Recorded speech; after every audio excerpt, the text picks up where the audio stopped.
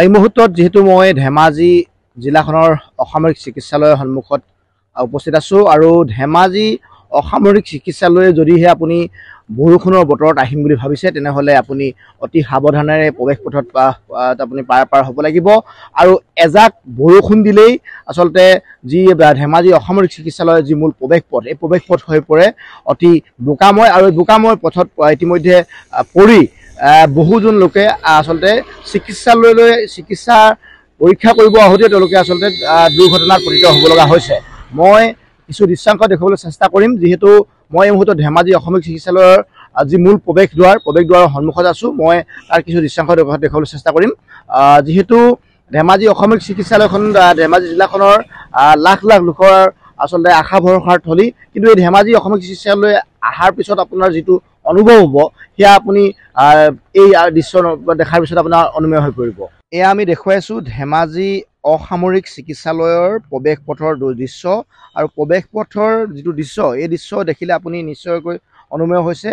অতি আচলতে বোকাময় হৈ পৰিছে আৰু এজাক বৰষুণ দিলে এনেধৰণৰ অৱস্থা আৰু ইতিমধ্যে যিহেতু এই স্থানতে বিভিন্নজন লোক আচলতে পিছল খাই পৰি দুৰ্ঘটনাটো পতিত হৈছে। কাৰণ এই পথ এনেধৰণৰ এটা কদৰ্যময় পৰিৱেশ আৰু চৌহদৰ যদি আপুনি চাই যি ধৰণৰ ইয়াত পানী ওলাই যোৱাৰ কোনো সুপৰিকল্পিত ব্যৱস্থা নাই আৰু ডুঙা ইতিমধ্যে চিকিৎসালয়ৰ চৌহদত পানী জমা হৈ পৰে আৰু যিসকল ৰোগী বা অভিভাৱক আহে বা চিকিৎসাকৰ্মীসকল আহে চিকিৎসাকৰ্মীসকলে যথেষ্ট এক প্ৰত্যাহ্বানৰ সন্মুখীন হ'বলগীয়া হয়।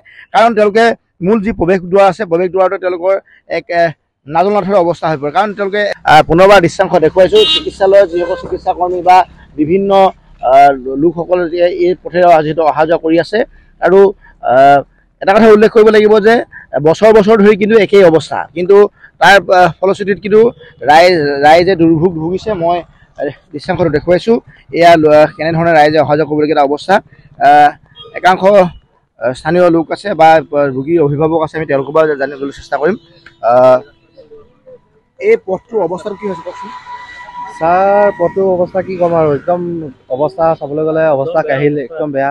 সেইটো কেনেকৈ যাব এতিয়া চব বেমাৰী অৱস্থা, অকল ৰাস্তাটোৱে নহয় পানীয় ব্যৱস্থাটো বহুত বেয়া। মেডিকেলৰ থকা খোৱা এতিয়ালৈকে বহুত প্ৰব্লেম।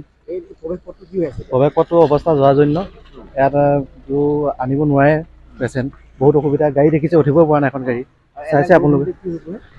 এজাক বৰষুণত বোকা হয় পিছল হয় মানুহ যাবই নোৱাৰে। এতিয়া পিছল খাই পৰিব লাগিব চেণ্ডেল, সেনেকুৱা অৱস্থা। চিকিৎসালয় আহিব নোৱাৰি মানে এনেকুৱা অৱস্থা। কি ক'ব আপুনি? একেই আৰু কেনেকৈ আহিব মানুহ চকচোন, এনেকুৱা পিছল পেচেণ্ট এটাক লৈ আহিলে মানুহবোৰ অহা যোৱা কৰা অসুবিধা। কি ক'ব এতিয়া? প্ৰৱেশ পথ দেখিছোঁ, ইয়াতে ৰোগী আহিছে, অভিভাৱক আহিছে বা চিকিৎসাকৰ্মীসকল আহিছে, কেনেধৰণৰ অহা যোৱা কৰিছে তেওঁলোকে চাবলৈ গৈছে সদায় বৰ জৰাজীৰ্ণ অৱস্থা হৈছে। যিটো ছিষ্টেমত খোজকাঢ়িছে আমি ভাল মানুহখিনিয়ে খোজকাঢ়িব পৰা নাই, এনেকুৱা পিছল চাই খোজকাঢ়িবলগীয়া আছে। গাড়ীও যাব নোৱাৰে এনেকুৱা পিছল। বহুত মানে চাবলৈ গ'লে বহুতখিনি এটা বেয়া হৈ গৈছে, দেখিছে আপোনালোকে।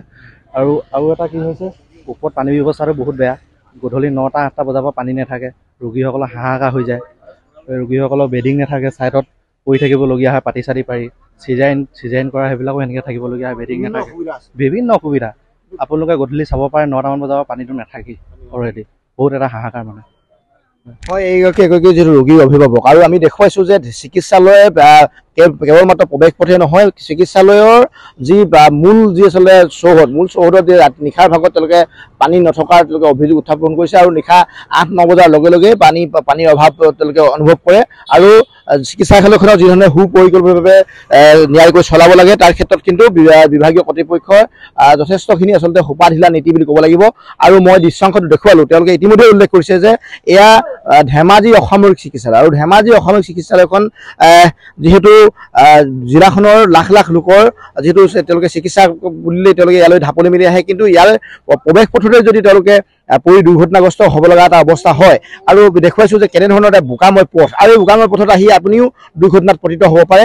আৰু এই ক্ষেত্ৰত জিলা প্ৰশাসন কিংবা বিভাগীয় কৰ্তৃপক্ষই কিন্তু আচলতে টকা পইচাৰ অভাৱ নে আন তেওঁলোকৰ সুপৰিকল্পনাৰ অভাৱ সেয়া কিন্তু নিশ্চয়কৈ পৰিতাপৰ বিষয়।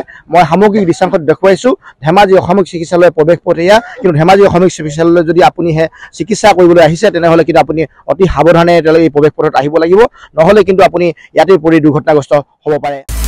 আপুনি বিচৰা বাতৰি পাব কেৱল নিউজ 18 এপত। নিউজ 18 এপ ডাউনলোড কৰিবলৈ স্কেন কৰক এই QR কোড। গুগল প্লে ষ্টৰতো পাব এই নিউজ 18 এপ।